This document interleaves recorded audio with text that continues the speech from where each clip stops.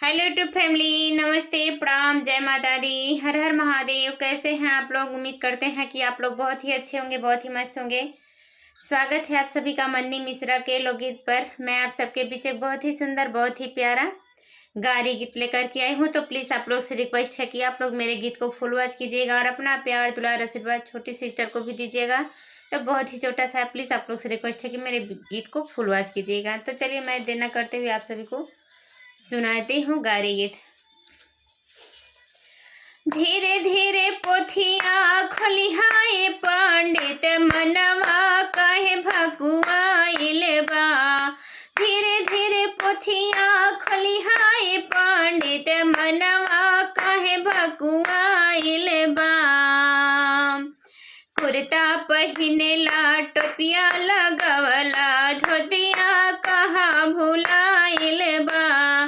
कुर्ता पहिनेला, टोपिया पहिनेला, धोतिया कहवा भुलाइल बा। धीरे धीरे पोथिया खोलिहाए पंडित, मनवा कहाँ भकुआइल बा। धीरे धीरे पोथिया खोलिहाए पंडित, मनवा कहाँ भकुआइल बा। कजरा लगवला, बिंदिया लगवला, कजरा लगवला, बिंदिया लगवला, लाली कहाँ भुलाइल बा। कजरा लगवला, बिंदिया लगवला, लाली कहवा भुलाइल बा। धीरे धीरे पोथिया खोलिहाए पंडित, मनवा काहे भकुआइल बा।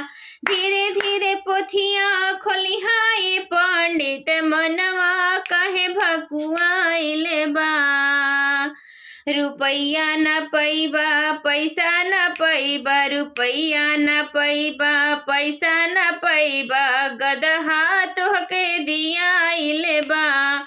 रुपया न पैबा, पैसा न पैबा, गदहा तोहका दियाइल बा।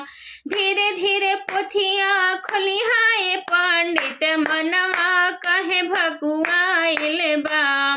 धीरे धीरे पोथिया खोलिहाए पंडित, मनवा काहे भकुआइल बा।